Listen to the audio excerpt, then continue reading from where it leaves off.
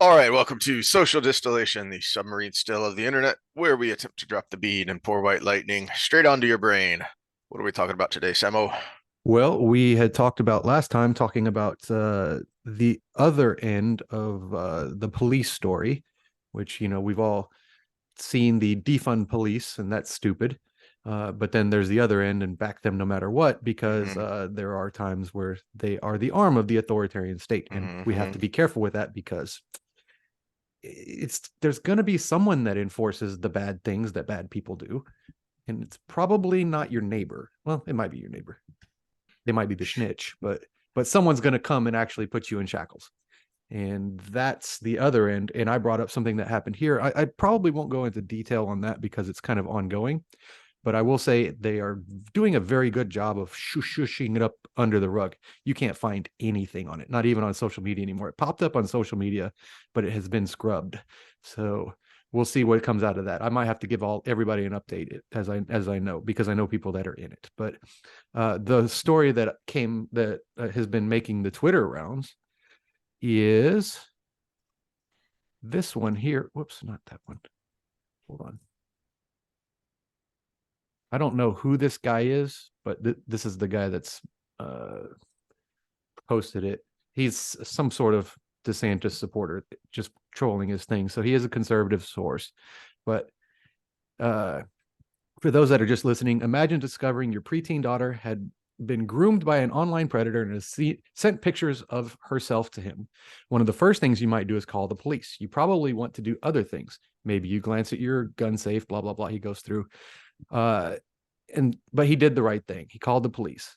And in this reality, two officers from Columbus Division of Police arrived at his home, discovered they had come to charge rather than to help the girl.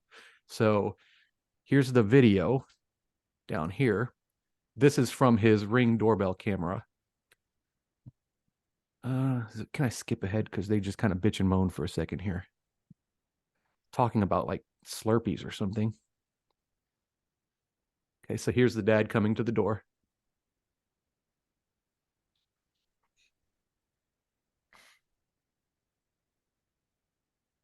Did I You'd share with mentioned sound? this and that, no, doesn't look like it. You'd mentioned that he's a lot calmer than either of us would have been in the situation. Yeah. Let me read She's creating then. it. Okay, so now you should have Spring sound. traffic. Yeah. Oh, yeah.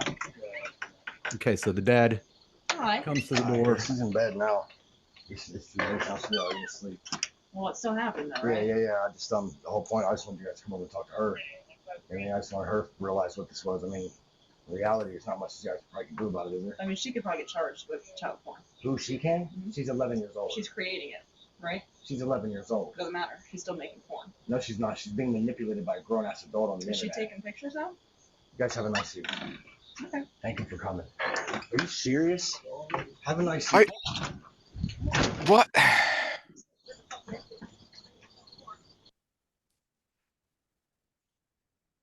The entire legal premise for protecting minors is that if you are a minor, you are not capable of consent. Therefore, how is she creating porn? That is an affirmative action of a consenting adult. Mm-hmm. That is asinine. And here's the stories coming out. But police chief apologizes after blaming 11-year-old girl for being groomed. Another one, Ohio police suggest charging an 11-year-old for her explicit photos. Experts say the practice is actually common. And we'll go back to Pedro here. And he's got the police chief's statement here. My expectation is that our officers treat every victim of the crime with compassion, decency, and dignity. What I saw in that video did not reflect that. No shit, Sherlock. Which is why we refer this case to the Inspector General. I want to make clear this incident does not reflect the division as a whole. Our officers do outstanding work to bring comfort and justice to victims every day. Yeah. Didn't quite work out that way. And some of the Twitter buzz under that video is they can't believe it because it's a female cop. And I'm like, it's probably a female cop that doesn't have kids.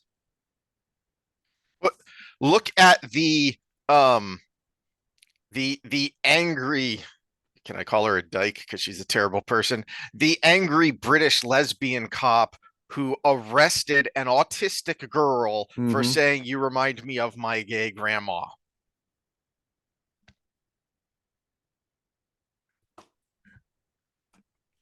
There's a more recent viral video of this same cop losing her shit, which I shouldn't laugh at, but it's the slight bright light in things. I take exception to the chief's comments because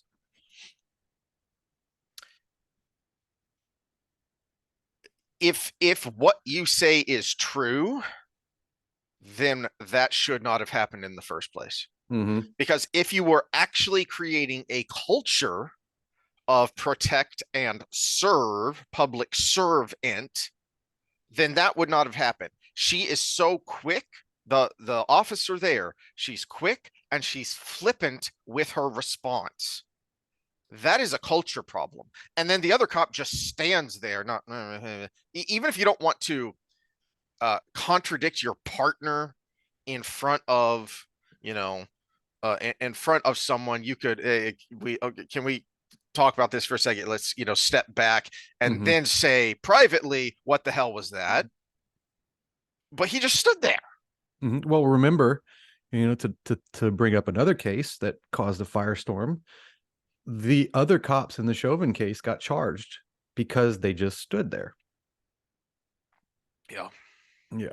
But it mean just he didn't even budge. It wasn't even like, oh, I can't believe you said that. It was just He's just "Do-do-do-do-do. standing We're there. gonna go have Mhm. those Slurpees now that we were talking about earlier.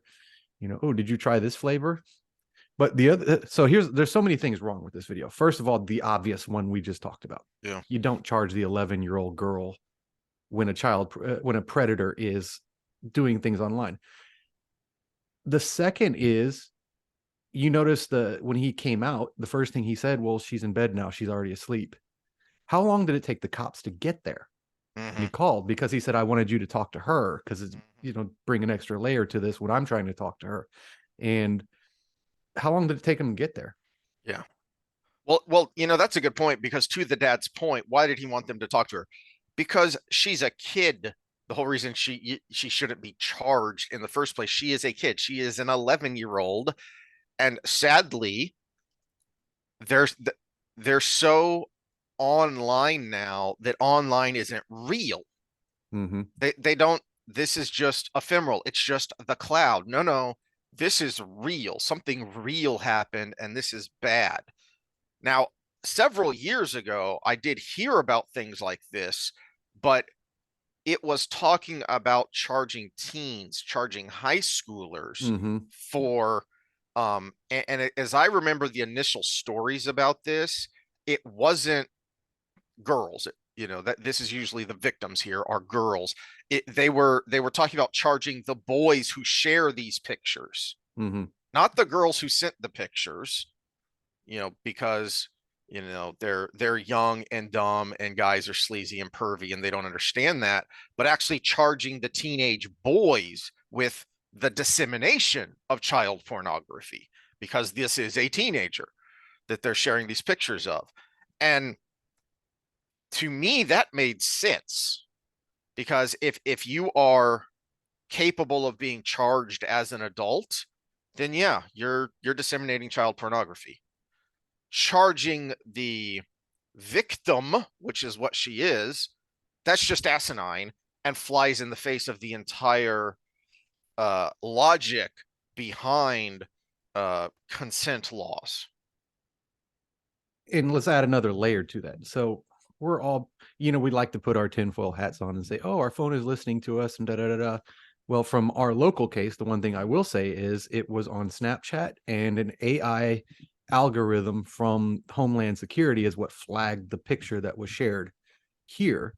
And then everybody who had even seen it was flagged. So there's already AI flagging these things. Mm-hmm. Why is that AI not flagging an 11-year-old nude picture going through the internet and then flagging where it came from and what phone it went to? Yeah, the went to is the big one there. Yeah. Yeah. Well, yeah. Well, where it came from, because it could have been not her taking the picture. You could have found a dad or something that was doing things, you know, Mhm. or an uncle, creepy uncle, Well, or good point. Yeah. yeah, you want to get both sides and do the full investigation, but we already know it flags every phone that touches these images because of the case that I'm privy to. Why do we not have the algorithm seeing 11-year-old girl bodies? There are markers of a prepubescent female, prepubescent male. There are markers to this that AI could. I mean, AI can see you walk up to the gate at the airport now. You don't even have to pull out your passport half the time. They flash a camera at you and say, "Come on through." Yeah, that's not creepy at all. But yeah, the Chinese cameras can tell by the way you walk who you are. We have the technology. You're already using it to spy on us. Why is it not catching these things? It's almost like there are certain things that the government cares about and certain things it doesn't really, you know?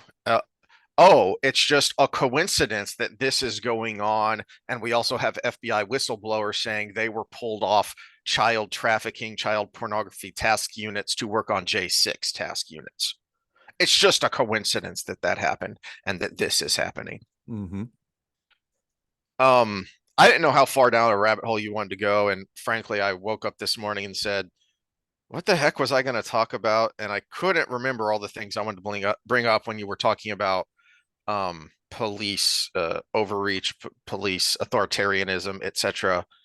I have some things regarding what's going on there locally, not the specifics of the case, but my reaction to it, if you want to go down that rabbit hole. Yeah, what did we talk about? So I can kind of, so what happened was someone shared a picture on Snapchat that implied, I think it was like, I don't know the specifics of the picture, but I think it had a kid with a gun and it said something to the extent of gonna shoot you up or something, referring to the school. So something we're all on high alert about, as we should be, especially as parents.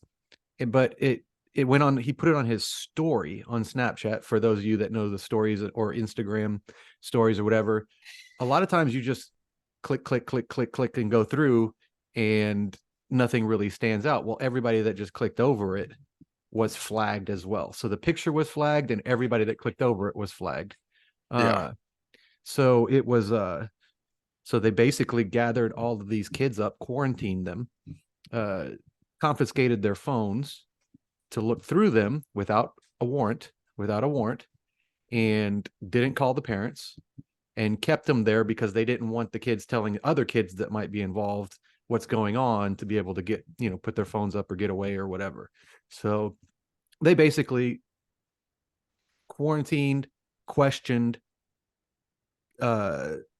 search and seized all of these high school boys with no warrant and realistically not a whole lot to go by.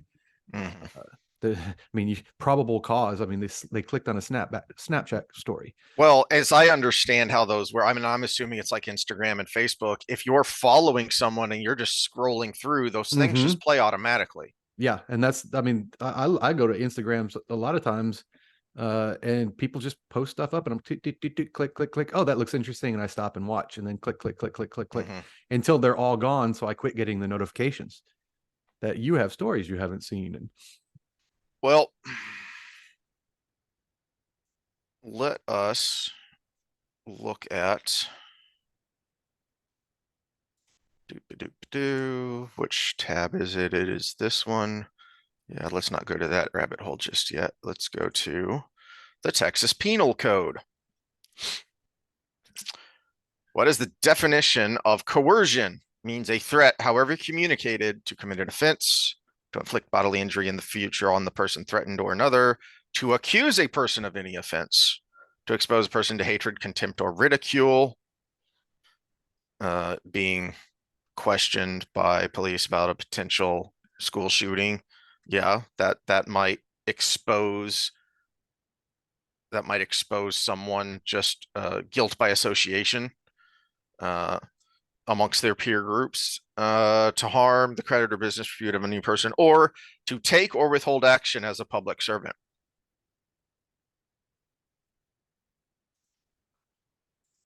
Let's get specific. Title 5, offenses against the person. Chapter 20, kidnapping, unlawful restraint, and smuggling of persons. The key one here being unlawful restraint. Fancy word for kidnapping that's not as harsh as kidnapping is what we're talking about here. Yeah. Restraint. Yeah, he even said, the kid that I know, he even said, can I have a glass of water? Or we're missing lunch. Can I have something to eat? And they're like, no. Restrain means to restrict a person's movements without consent, so as to interfere substantially with the person's liberty by moving the person from one place to another or by confining the person.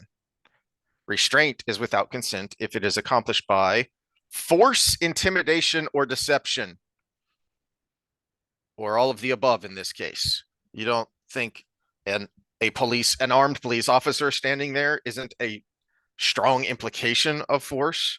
You don't think an adult in a position of authority telling a kid to sit down and shut up isn't intimidation? Deception. They didn't tell these people a damn thing. More to the point, what did they tell the school, if anything? And from everything you have heard, they didn't tell the parents. The kids had to tell the parents after the fact. I'd say that qualifies as deception. Any means, including acquiescence of the victim.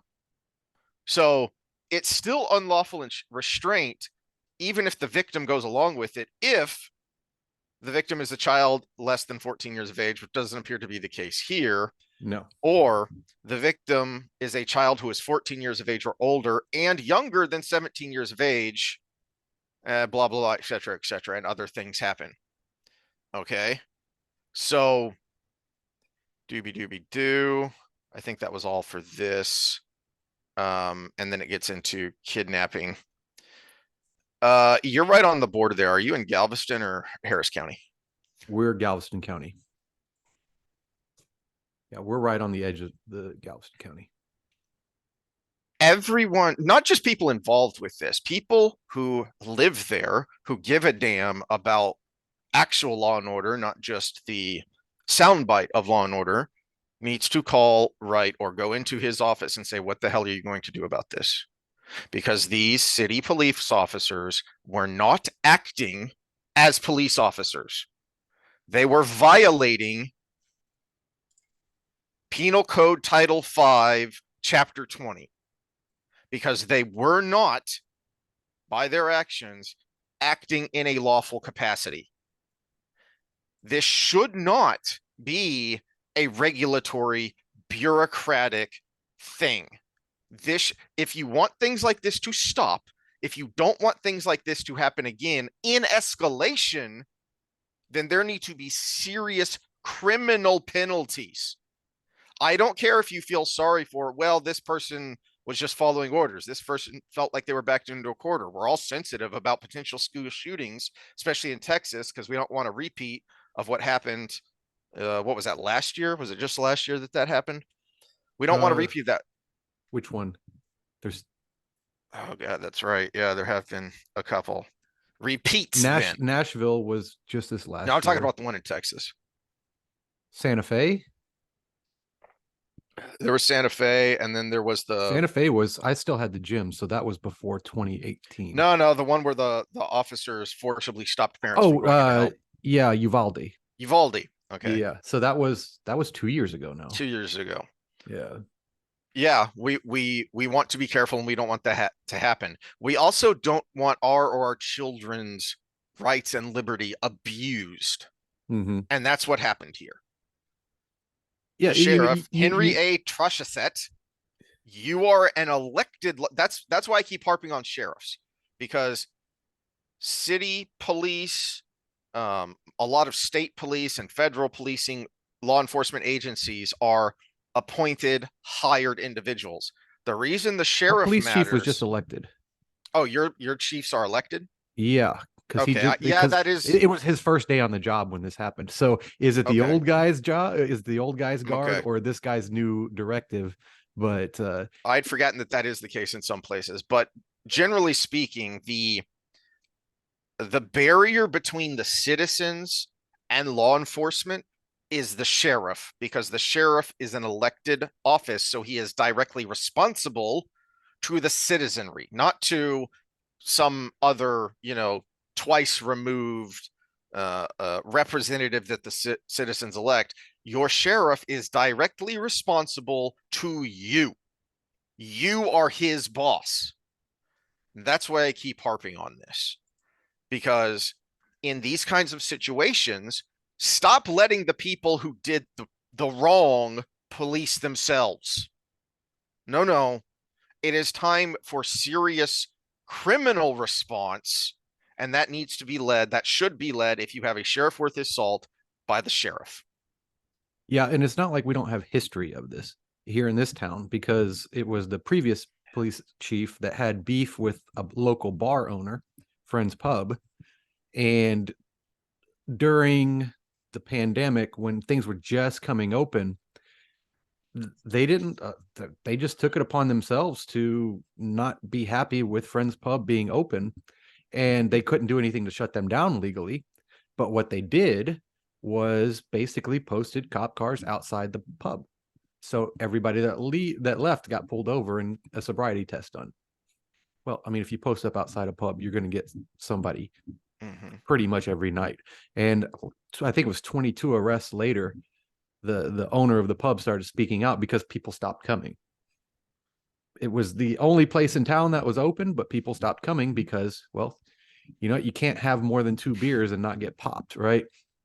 So what's the point of going to the pub? And so this big heated battle went back and forth, and it got a little funny because our chief's name was Wiener.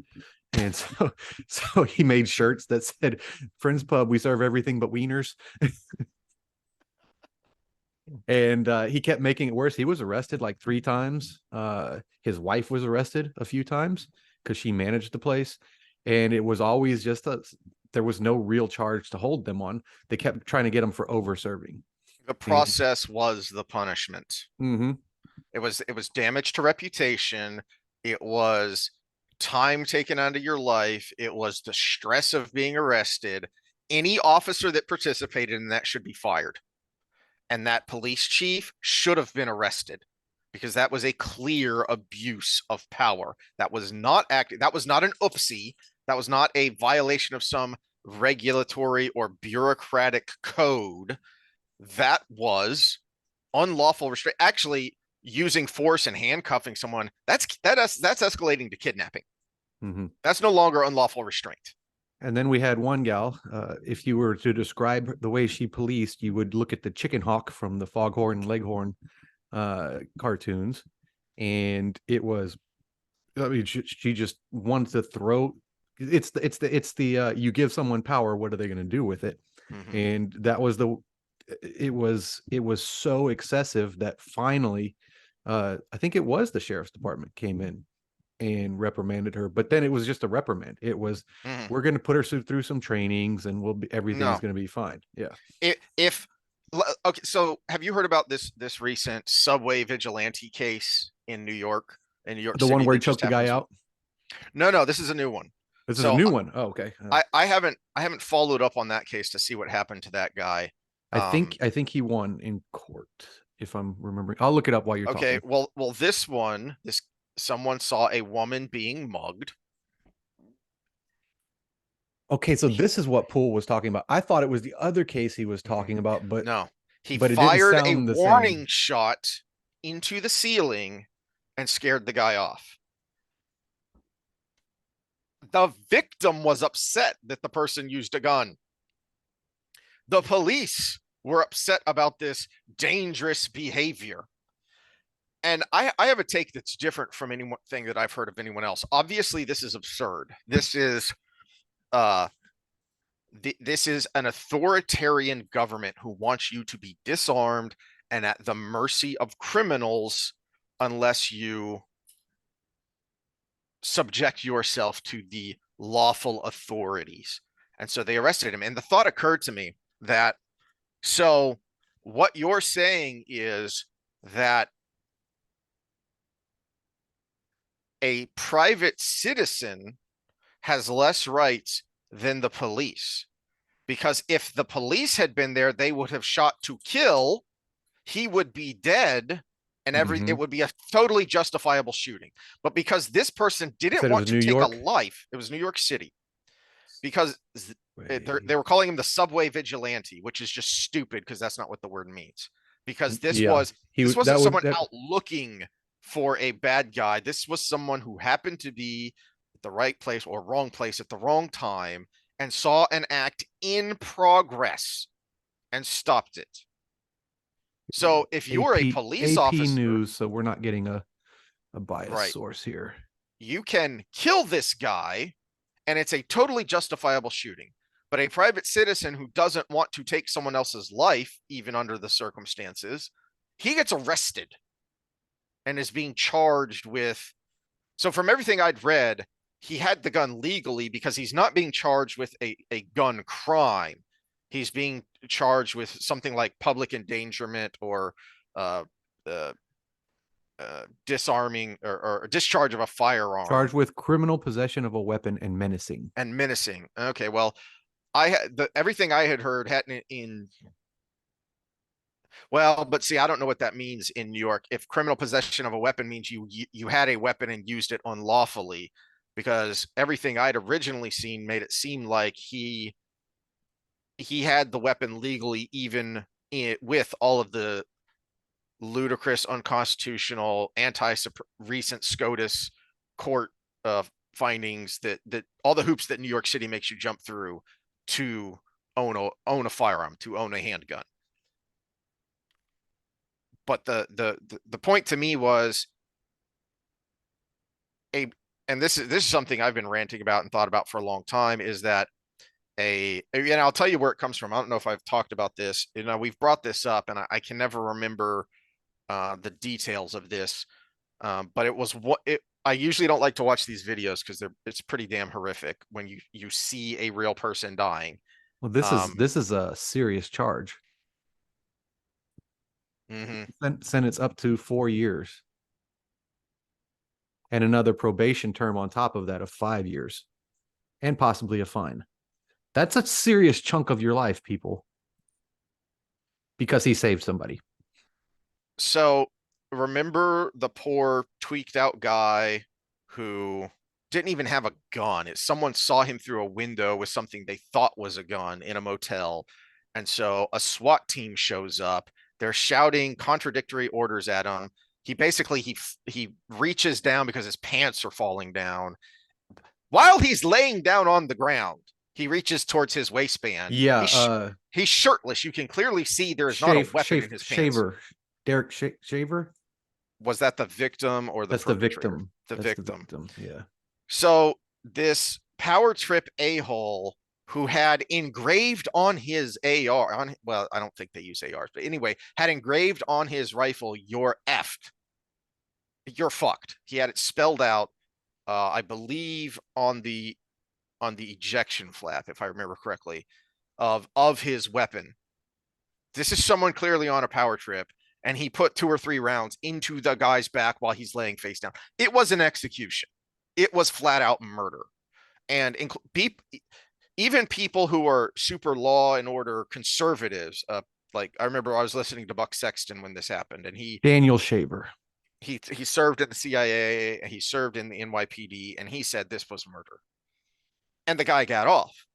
And in listening to the legal commentary around the case, it basically boiled down to the burden of proof is so high in this case and in pretty much any police shooting that it's almost impossible, because the wording of the law when it comes to a police shooting is so wide open that it is almost impossible for a jury, at least someone on the jury, to not find reasonable doubt that the cop was justified. In other words, the people who should have the greatest restrictions on them because they are using force under the auspices of the state actually have greater leeway than private citizens. That is asinine. That is backwards. Yeah, and except for depends on what the backdrop of the case is, because Derek Chauvin I think he was guilty of manslaughter. I do think he was guilty of manslaughter, but not what did he get charged with? Second I'm degree? pretty sure it was murder too. Murder too. Yeah. No. So yeah, but the burden of proof was on him to prove himself innocent. He was already guilty when he walked into that room. But if you followed that case closely, see, Robert Gouveia did a great job of doing a huge breakdown of every day of the case. And it was like, yeah, this guy's guilty, but it's manslaughter at best because he had poor judgment in this situation. There were things that he did that he had to do. He had to restrain him. He had to hold him down. But then at some point it was too much and he didn't let up. And there should have been a guilty verdict, but that's another good example and an analogy I had when I was, listening to some of the more law and order conservatives, and where I disagreed with them was is that the intent doesn't matter. If you are under the authority of the state, then the state and the state actors have the responsibility for you. And this was another infuriating thing to me, like going along with the Shaver case. If a babysitter is yakking on her phone and not paying attention, and a child under her care chokes to death, an absolute freak accident, the babysitter's not involved at all. It's not proactively involved like what's his bucket was, brain farting on the Chauvin. He was proactively involved. Even just like a babysitter or a daycare where you are negligent, you're being arrested and you're being charged and you are probably being convicted, not of murder, but of manslaughter, of negligent something or other. Mm-hmm. So again, we are bass-ackwards here because the burden of proof for the private citizen, the threshold is higher. The standards are higher than the people who are actually wielding force under the authority of the state. That's a banana republic. Well, this is where I might slightly disagree and kind of hear me out on it. I think intent does matter, but it should be extremely, extremely difficult to prove.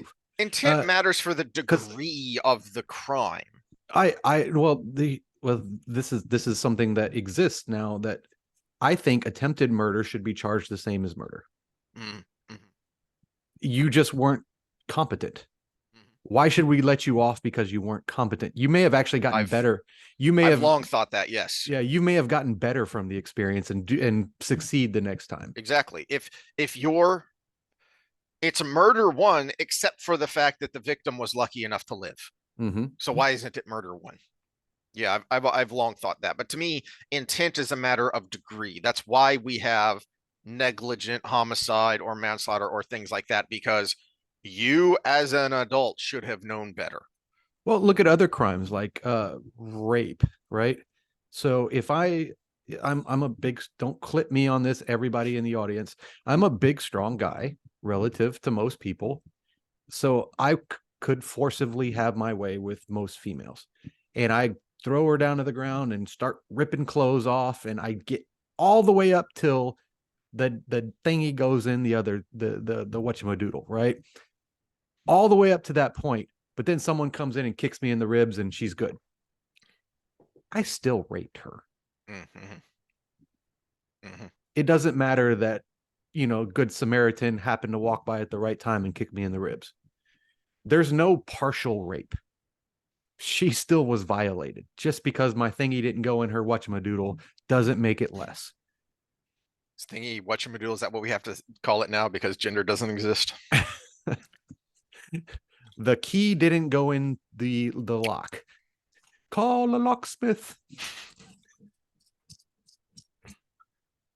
But yeah, so the charge is the same. Why don't we do that with murder or a lot of these other charges? Intent does matter. And the impact of it, I mean, yeah, you lived, but you're going to be completely traumatized the rest of your life because the guy shot you. I have another little clip here to share.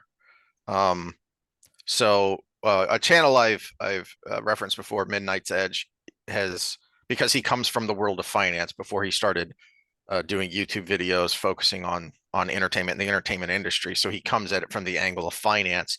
So he's talked about this a lot because he knows it from the inside, which is good old Larry Fink, BlackRock CEO and ESG, DEI, etc. You now make a point of that's an investment criteria for you. Well, behaviors are going to have to change, and this is one thing we're asking companies. You have to force behaviors, and I don't remember what this is from because I've seen this floating around for a while, and I don't know when this New York Times thing was, but this is several years old. I'm pretty sure this is this is pre-pandemic. And he's saying the quiet part out loud that took a long time for people to wake up to. Force behaviors. You're going to have to you're being groomed. And I tie this together because the citizenry is being and has been conditioned to accept unacceptable behavior if it's within certain guises. Okay, well, the police went too far here, but they're still doing what the police are supposed to do. No.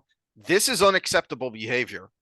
If the school did this, you'd be standing in front of the school with pitchforks and torches. Or if the weird neighbor down the street did it, or Mm-hmm.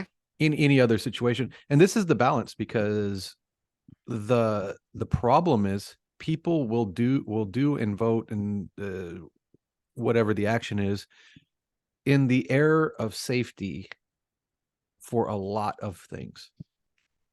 Let me give you the flip side from my own personal experience of when the police could have done more. And this is where we're trying to find the balance. So now we're talking kind of a little nuance. When I lived down in Lamarck, which was not the for those that know our area, is we'll just say their school is not accredited, and all the students had to go to other schools because they had like a 50% attendance rate. And that's the high school. This is the kind of area you're living in. Somewhere I could afford back then. That's where the kind of the area you're living in. Well, for those that just saw my dog walk by, about 2007, so we're looking at 16 years already ago, we found a dog on the side of the road, and we think he was a bait dog. He was a pit mix. He was all torn up. He had a bullet in him, and he became our little. It was actually the first real dog we kind of owned, and he was a part of our family. And it was when he was what made me a dog lover. I always liked dogs, but I never really had dogs other than the stray dogs that would come in when you lived in the trailer park and stuff. But he was a part of the family, but he was a pit mix. And we were having my son's 1-year birthday party, and it's near Halloween, so everybody's kind of dressed up and everybody having fun in the backyard. And this guy over the chain link fence calls me over, and he's like, hey man, your dog and my dog, we can fight them, some little money down, And I was like, no, first of all, can't you see this is a Child's birthday party for a very small child? And second of all, no, he's part of my family. He doesn't fight. He's a good dog. He's like, no, come on, man. Come on. Make a lot of money. And I said, no, but I'll fight you, but your dog's not fighting my dog. And he blew up. He exploded, and he started throwing things over the fence, threatening everybody. Everybody went inside, called the cops and everything. At that point, they called the cops, and I was still out there because I didn't want to turn my back on him at that point. And he pulled a gun out and everything, and it escalated quickly. And it took 45 minutes for the cops to get there. Luckily, he wasn't willing to use that gun, right? He just yelled stuff at me, and he was a lot smaller than me, so maybe he pulled it out so I wouldn't come at him. But even still, I mean, anybody who's had a gun pulled in their face will attest it's not a comfortable feeling. Yeah. And they say the distance matters, but there was a chain link fence between us, so that mattered too. So he was long gone. He was 30 minutes gone by the time the cops came out there, and their response was, "Oh, what house was it? And I was like, what was this one right here? And they drove by, the lights were off, and they said, well, it looked like nobody was home. God. That was the police response where we're at. And that's why those neighborhoods suck. Mhm. Because there is no presence. Now, switch gears to where we're at, there's an over presence. We got to find the balance. The safety you feel, the safety you need is important. We need some form of safety. Now, if you want to go the libertarian route, they're going to say private security. But that neighborhood, what kind of security are you going to afford? But again, you got to fund the police, but you also we got to find the right balance of funding and accountability, I guess is what I'm trying to say. And the accountability is the key word there, because wherever you fall on that spectrum, you should want accountability to make sure that things don't get out of bounds, to make sure that authority figures don't get out of their lane and abuse their authority. And that's the issue here, is that for far too long, we have our behavior has been forced. Our behavior has been groomed to accept things that are unacceptable, to accept that when law enforcement does wrong, then law enforcement takes care of itself. No. You know, now you will need a law enforcement agency to deal with it, unless you just want to just completely burn everything down and go to mob rule. But it shouldn't be that agency. Mhm. Even you Well,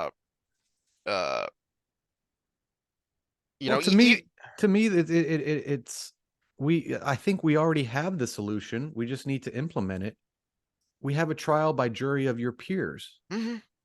It shouldn't be a trial by jury of the union. Mhm. It should, yeah. So something bad happens. We saw it with Chauvin. You go to court. It's an elected official there from a completely different department, and the people of the community judge you. What's wrong with that? Yeah. Now, and that's not to say I don't sympathize with a lot of law enforcement officers and the difficulty of their situation. Oh yeah, Because I think, did I ever tell my story of why I know I would be a horrible cop? because of the crap you have to put up with. Well, because of my past. Mm. So my buddy Chance, he's with the Harris County Constable's Office, the sheriff, and the amount of domestic violence calls he gets every day, there's that bias that I would have going into that situation that would completely there's already a bias against the man in that situation. I would not be able to make proper judgments in those situations. If it was just traffic stops and, random, criminal investigations or whatever, but the bulk of their job is actually domestic violence situations. Yeah. That's a good point. And you're constantly under a microscope for people who are looking for an excuse to make your life miserable. That is certainly a part of it. And so you can understand why there are police unions, law enforcement unions, because they do need protection from the other extreme, which is as we started off talking about, the defund the police nonsense. One of the ones that jumps to my mind, and it didn't catch on, thankfully, but it was around the time of Floyd, and I can't remember if it was before or after, where another blue on black killing, and I don't even remember. I don't think the guy was white. I think he was actually Asian, but that doesn't matter to the people who want to ruin your life and defund the police via nonsense. Thank goodness for dash cam video. Because you could clearly see what happened here, which was, now it is tragic because a teenager lost her life. Okay, but this teenager was losing her S and going crazy and waving a knife. Okay, that's why the cop was called. The amount of patience and restraint you have to have when someone is wielding a knife and going nuts. Kudos to this guy, but then double kudos for when it was no longer an option. And that's the other side is, I can imagine, being in this, you brought up the one side of having to go to a domestic abuse call and not beating the crap out of the guy, which is your instinct, but then also not wanting to shoot a kid. It's a teenager, but he didn't have a choice because you can clearly see on the dash cam video, she lunges for another teenager. So it's either I shoot this kid or she knifes another kid. And it was an incredible shot that he drew and shot center mass in a very tight window. Cause like I said, she was lunging at another kid to prevent a victim from being stabbed. So luckily this didn't go anywhere, but it didn't stop the media and the usual suspects from trying to destroy this cop. Mm-hmm. Yeah. Even Braun piled on in that one. You remember that one? Yeah. That was the big gal had the other girl bent over the hood and was coming down with a knife. Yeah. And it was that little nerdy cop that did it. Yep. Yeah. So okay. So this guy was actually smaller than the teenage girl who wielding the knife. Yeah, but I've seen the whole body cam footage. He didn't know what he was getting into when he was running into the situation, and then he was there, and it was bang bang, pretty bang bang. You probably couldn't even tell she was a teenager because that's true. She was a big girl, but he was shouting to de-escalate, trying to, hey, back off. He was trying to warn her, and she would not listen. And it was, I shoot this person or someone else gets stabbed. Yeah, and then only to get doxxed by LeBron James, who didn't get in trouble for doxing him, first of all, and become public enemy number one. Do you think that guy can go to work now? There are going to be bangers on the street that are looking for him. Mm-hmm. Again, where are the consequences? This is going to continue to happen until King James gets a knock on his door by law enforcement saying, we'd like to ask you some questions about what happened here. Or better yet, we have a warrant for your arrest because everyone knows what happened because it happened in the public sphere. Mm-hmm. Well, even still, you didn't even see the minimal punishment, which was that was at the time that Jack Dorsey was still in charge of Twitter. And James O'Keefe is banned from the system because he showed up at a what is it, a senator's house or something? I think so. Yeah. But Braun pretty much putting a hit on this guy's head. How about the NBA? The NBA, which loves to fine its players for, who was it? Kyrie Irving? Was he the one who retweeted this link to a document? He didn't even comment on it. It was a Black Hebrew Israelite documentary. Mm-hmm. Okay. And so there was nothing from people who watched it. Whitlock spent a long time talking about this, and he said, I watched as much of it as I could stand, but it was incredibly boring and stupid.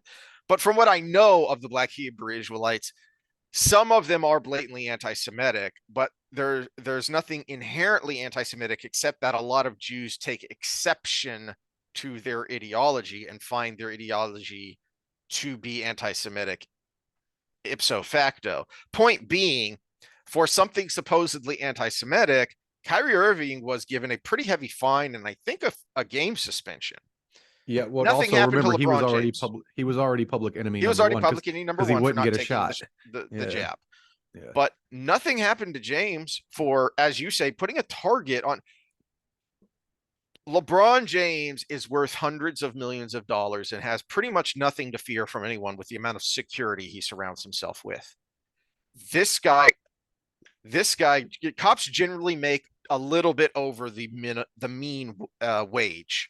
Yeah, I think it's like the median income for a cop in the United States, so different states pay differently, obviously, is like 65. Mm-hmm. Yeah. So it's under the happiness range. 75 is the happiness range. Yeah. So talk about, inequality.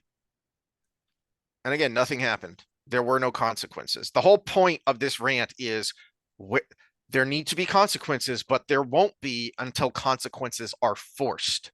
Because that's where Larry Fink is right. He's just a creepy authoritarian in who he's trying to force and what he's trying to force. Because Yeah, this but is a guy. there's a difference between forcing something on public servants and forcing something on the public. Exactly. And with the coercive power of a group that has $8.6 trillion under management. That is a ludicrous amount of money.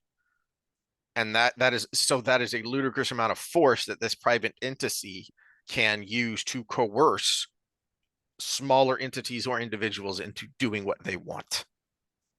Well, here's my belief is we should pay cops more, we should pay teachers more, and we should pay firefighters more, but we also should raise the standards. Mm-hmm. The more pay, yeah, I'm with you, because there's so much riding on these things. Our safety is riding on the police. Our kids' education is riding on the teachers. But I mean, teachers is the easier example because teachers suck now. I'm sorry. Yeah. Teachers suck now. They all want to say they need to be paid more, but no, give me the quality too. They have to go hand in hand. Now, there's the other effect that more quality people might be attracted to teaching if it paid more. But we need that blend. And realistically, the education departments of every college should be gutted. But no argument for me.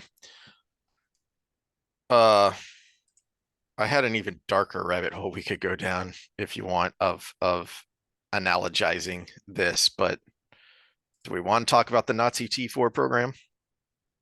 sure, why not? All right. Well, let's pause for a second so I can get a refill and pull up this video. All right, we'll pause a second for station identification. For those that are old enough to remember listening to games on the radio, there you go. All right. I have to do my best Michael Keaton Batman impression. You want to get nuts? Let's get nuts. All right. I don't know that I've referenced this channel before here, but it's a pretty good history channel. Although some of his videos are hard to watch because of the topics he covers. He focuses on not just on World War II, but specifically the Third Reich and kind of unpacking the ideology and how that affected the lead up to the war and the war itself. And this video is about something I have referenced quite a few times, which is the Aktion T4, the Nazi T4 program. Oh, good pause there. Mm-hmm. Yeah, that's a bit of derp face. My bad. Sorry about that, buddy. All right, here we go, and then I'll tie it into why I'm bringing these up here in a second. Action T4 really was the testbed for what came later with the Jews, and it was the medical scientists who invented the idea of racial hygiene in the first place. So to say that they weren't willing participants is false. The physicians really were pioneers, not pawns, and to these social scientists, the individual was only of biological value if they were deemed to fit with the collectivist concept of the body politic, the Volkskörper. Historians like to paint Nazism as a street-level mob mentality. In hindsight, the evidence proves that the scientific community was fully engaged and ready for these eugenic measures. To the contrary, it was the layman, the German public, that needed convincing. The general public was never supposed to find out what was happening to the children inside these special units. But within the walls of the hospital, it was difficult to hide the evidence of the crime. One witness. All right. It's a hard 40 minutes to watch, but if you want to know about the awfulness of the past, then it's worth the time. Why am I bringing this up? Well, because of something we have talked about before, which, and I've mentioned the doctor's trials are what they're called, and you can find the video of it. I believe the website I shared was from the Smithsonian website. That they have a lot of this archived footage from these trials. So the big Class A criminals of Hermann Goering and those guys, That's the trial that most people know, and the movies that are made about the Nuremberg trials, that's what they're made of. But there were a number of smaller trials, and one was called the doctors' trials because it was about it was prosecuting these people. Because now he goes on to how there were attempts by some judges. There were protests and attempts to stop it in the small towns in the communities where these hospitals were set up once people found out what was going on. But you're talking about 1937 to 1939. By then, it's too late. By then, the Nazi Party has solidified its control on the apparatus of law enforcement. And so who are you going to go to for help? And if you protest too hard, you're just going to disappear. So there were no consequences at the time, but it was imperative. In fact, the Allies started talking about this pretty much immediately at their first conferences. Is what are we going to do when the war's done? What are we going to do when we've won? What are we going to do with these people? And they began setting up years before the war's end the mechanisms that would become the Nuremberg trials.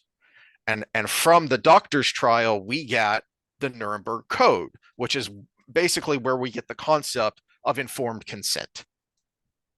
Because there definitely wasn't any with what was going on in the T4 program. Yeah, but an important point about that is it was so basic to our fundamental rights that even though informed consent wasn't codified, they still executed these doctors and then made the law the law. That's a good They point. still treated it as the law because it was so basic to our fundamental human rights that they executed these doctors. Why do I bring this up? Well, I should have said this while we were, because I'm a terrible person and I live in a very dark place. Because we want to talk about kids and their cell phones, and you want to bring up killing people and medical trials and the way the police enforced it. That's why you bring it up, right? Because I should have asked this when we paused, but can you find that article we talked about a while ago, which was, yeah, mistakes were made, but let's just move on from COVID and not worry about it. Yeah. It's the Guardian, right? Yes. So amnesty, I think, is the word. Yes, that was the word that was being thrown around like a year, 18 months ago when this article came out. And I do find it amusing somewhat that idea never really caught on. It died away pretty quickly, except it doesn't seem like it needed to catch on because people just kind of seem like they're over it and they don't want to deal with it. Okay, well, actions are supposed to have consequences. And if they don't, then it will happen again and again and again. As he said in the setup to that clip, the T4 program is what created the Holocaust. The T4 program was the prototype testbed beta version of the Holocaust. And because they were able to get away with the T4 program, they learned how to do it bigger and better. Don't clip that. With the Holocaust and the mass extermination of Jews and other undesirables. This one. Yep. All right, The Atlantic. Let's declare a pandemic amnesty. Excuse me? Mistakes were made. We were just working with the information we had. Well, I mean, we've got some videos that are still on YouTube that had the same information, and we said the opposite thing at the same time. And this ties in because there was a lot of abuse of power that happened there. Yeah, and like the New Jersey cops in that bar. Remember the bar that refused to close? And the cop showed up and said nobody can go in, so the bar started bringing drinks out to the street and handing them out. We have video of parents being arrested for being out in a park letting their children play. There's the guy on the surfboard getting arrested. The rather infamous one. Yeah, that's where I was going. The LA County Sheriff's Office in a helicopter and a boat going after a surfer or a paddleboard. I don't remember what he was. Out in the ocean by himself. Yeah, in the age of an airborne disease where the best thing is to avoid people and get fresh air, a bunch of people got together and got in a boat together to go take care of the guy who was out in the middle of nowhere with fresh air. even if the droplets and fomites and all of that had been correct, that still was the wrong move. Mm-hmm. So I still haven't made it all the way through this book, Rise of the Fourth Reich, by Steve Dace and Daniel Horowitz, because it's very impactful because it's on a personal level. Because the entire point of this book is a new Nuremberg trial is the only way to get over the COVID response and make sure it doesn't happen again. You know, we had the Nuremberg trials in 47 or 48, I believe. And so it was 80 years, well, before something that widespread happened again.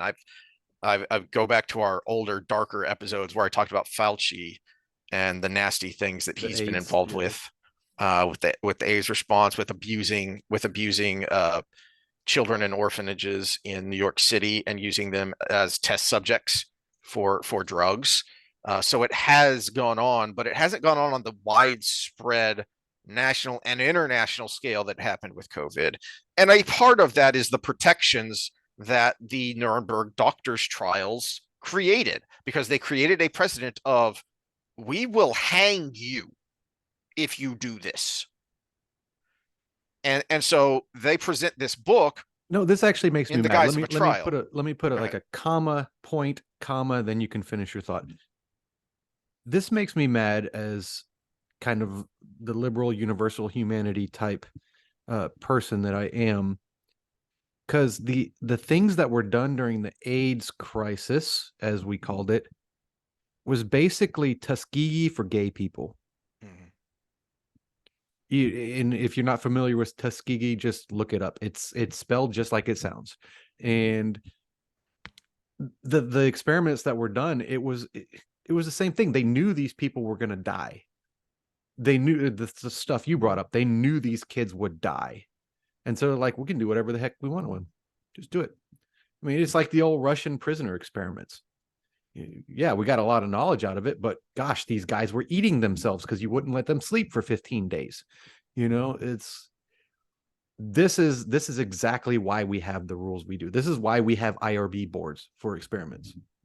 And the people involved that you're talking about, starting with an F and ending with an ouchie. Ouchie. He violated everything that an IRB should have stopped right from the beginning. Mm-hmm. And the more that comes out, the more we understand. Oh, and they knew it. All the terribleness that we've been talking about for a year or so, they knew in the And the sad thing about trials. about freaking United States of America is nobody got in an uproar till it was beagles.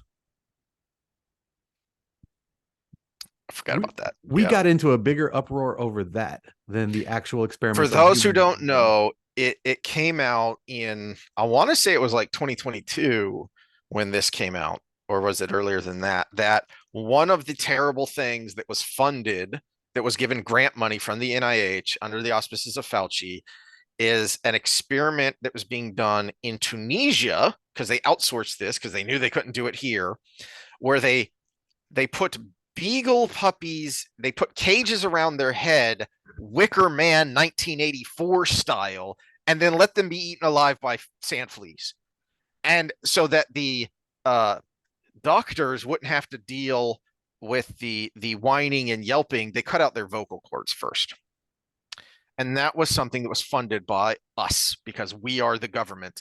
And if you and apparently we're fine with it because there was no accountability for it. Again, it's going to happen again, and it's going to be worse if there is no accountability. And we said, we got outraged, and then nothing happened. News story died, man. It was started on a Monday, ended by the next Monday. Mm-hmm.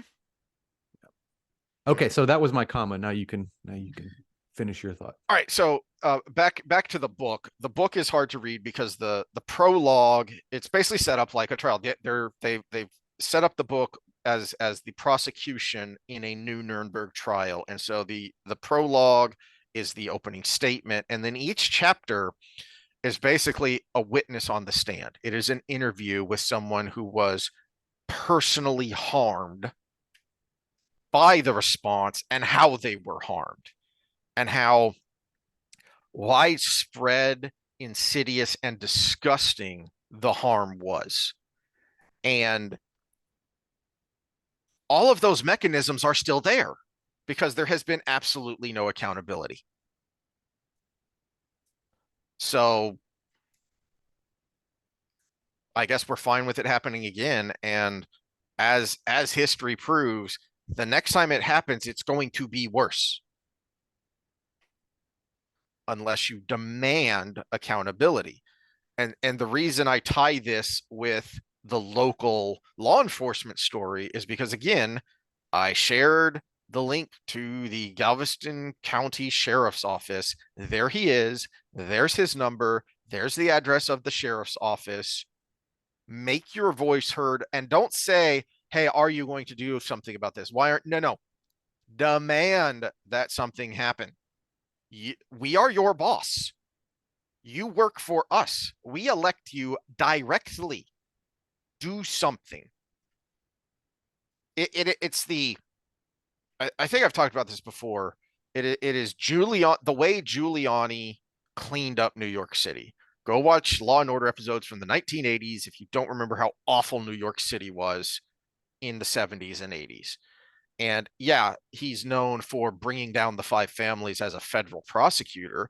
But when he was elected mayor, and I don't know if this was his law enforcement philosophy or if this came from someone else, but it's called the broken windows theory, which was, if you want the big crimes to not happen in the first place, enforce the small crimes. So they're no longer just going to stand and watch you if you jump a turnstile. They're no longer just going to drive on by if you're breaking windows or spraying graffiti on the side of a building. They're going to enforce which is one of the law. hard parts of the conversation, because we talk about, the racial inequity and everything. And I just talked about where I used to live. There's going to be a growing pain to that, because you're going to see incarceration rates go up for a second before they start to go down again. And the problem is, the people that know that, the people that want just a grift are the one, they're just perpetuating the situation. But the people that know that are afraid to take that leap. Mm-hmm. Because it will prove your haters right for a short time to be better in the long run, is what's going to happen. But not the community organizer grifters, but the actual people in the community liked the program because they were tired of living in fear. Mm-hmm. And so Times Square went from some place where you used to go to get hookers and blow to a place where families went as tourists because it worked. So where did the hookers go? Asking for a friend. Online. Yeah, pretty much OnlyFans. It was the 90s, so they started going online. But if you want accountability at the top, then you'd better push accountability at the bottom where you have the most leverage, because then that will either trickle up, or you will have the kind of people at the bottom that will be able to, that will have the courage and know that they have the backup with the people behind them to say, I'm sorry, FBI, you're doing what here? No, get out. You're not doing that here. Not in our town, not in our county. Go away. Let's end this on a better note. Oh, yes, please. Because I think there are things that are not empowering the police state that could be done in some of these things. One of the biggest, you talk about like the Fifth Ward here and more the project type areas, they don't have the two things that are going to help the most are safety and health. So, we talk about the dads and everything, but I think that actually would play into after these two things are solved.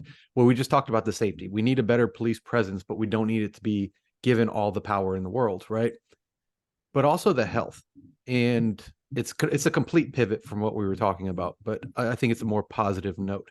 And this is where I think more of a communal approach might help, because you look at those areas, one of the things is they don't have grocery stores for obvious reasons, because grocery stores get robbed when they try to open up there. But also a lot of these places, they don't have full kitchens. So you say, oh, just cook more at home and don't go to McDonald's. Well, that's not an option, right?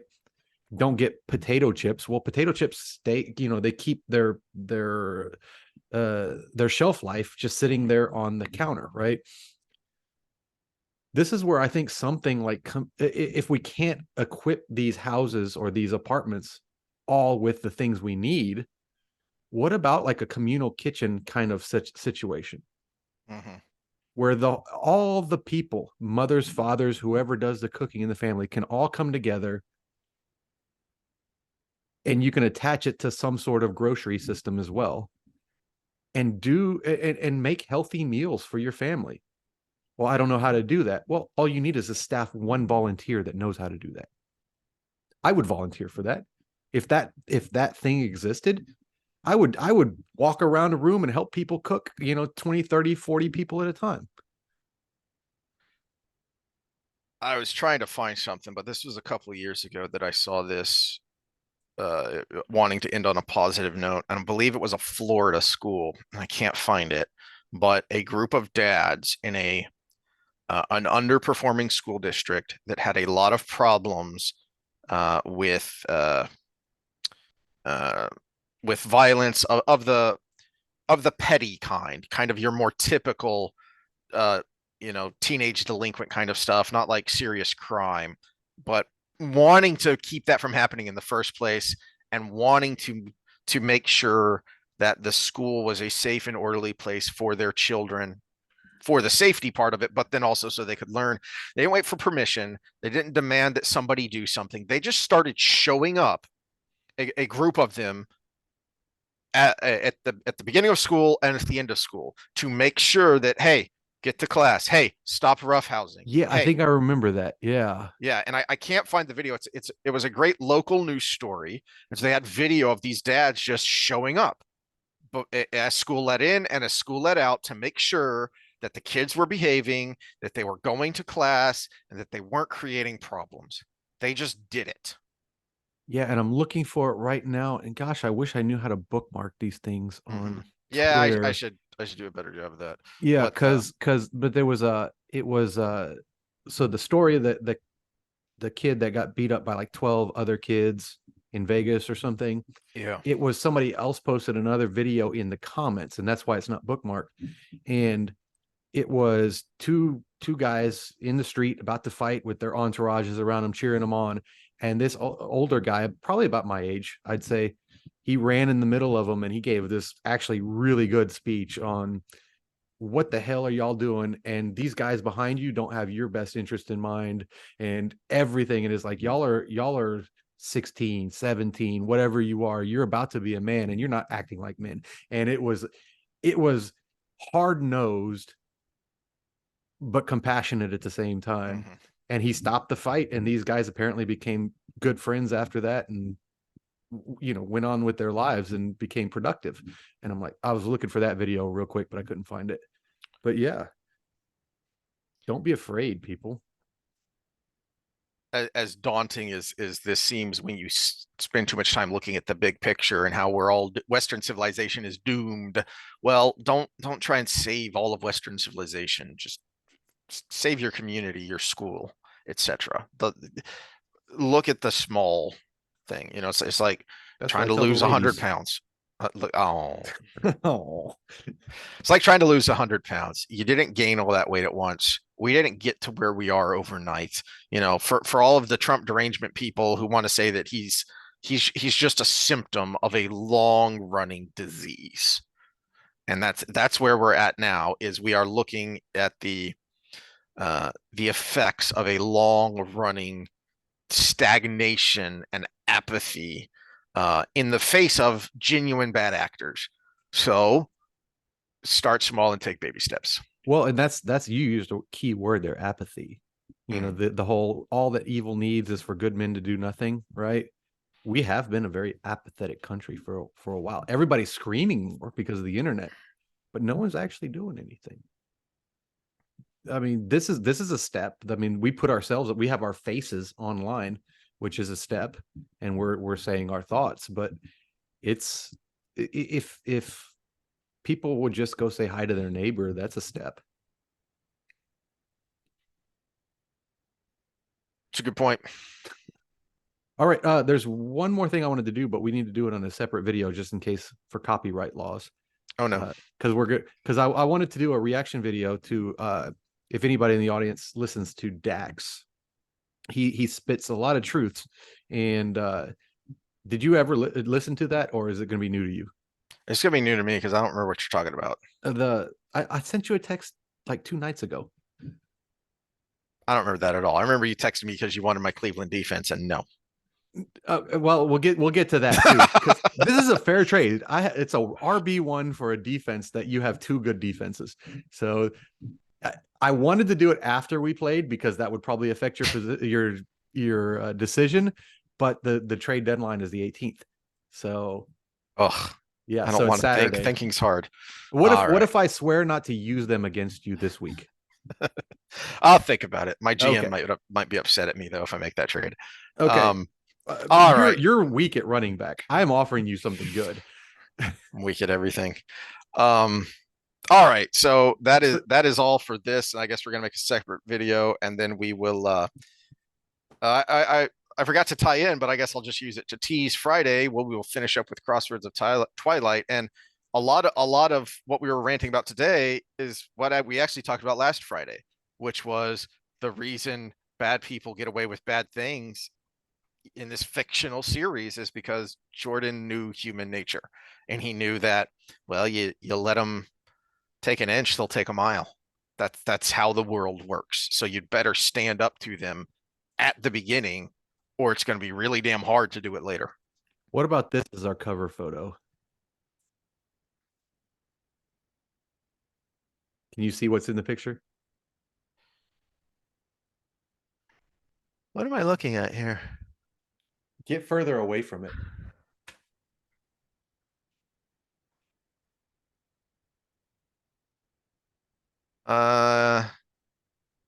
You're gonna have to clue me in on that one. All right. Oh, the color scheme of the dog says send nudes. It'll show up really easy in the thumbnail because if the picture's really small, it's easy to see. All right. Well, I don't know how I don't know. we'll do it. I'm torn on this one because it was the Snapchat thing. Everything's online that we talked about earlier, but then there was an 11-year-old girl involved. So I don't know. That's probably not appropriate. Yeah, probably not appropriate. So I'll have to come up with something else. Today was appropriate. Yeah, no. So we're gonna do a reaction video. It's actually related to this. So if you want to hit that one next, because it has to do with the problems of being an adult man, and you know how difficult it is for us, which is actually where most of the crime and everything comes from. It's all men, right? Almost all 90 something percent men. And it's really, if you break down crime, except for the Machiavellian types out there, it's men just trying to deal with life. And they got a bad, they either had a bad guidance process, or they just made some bad decisions out of desperation. And that's where most men are.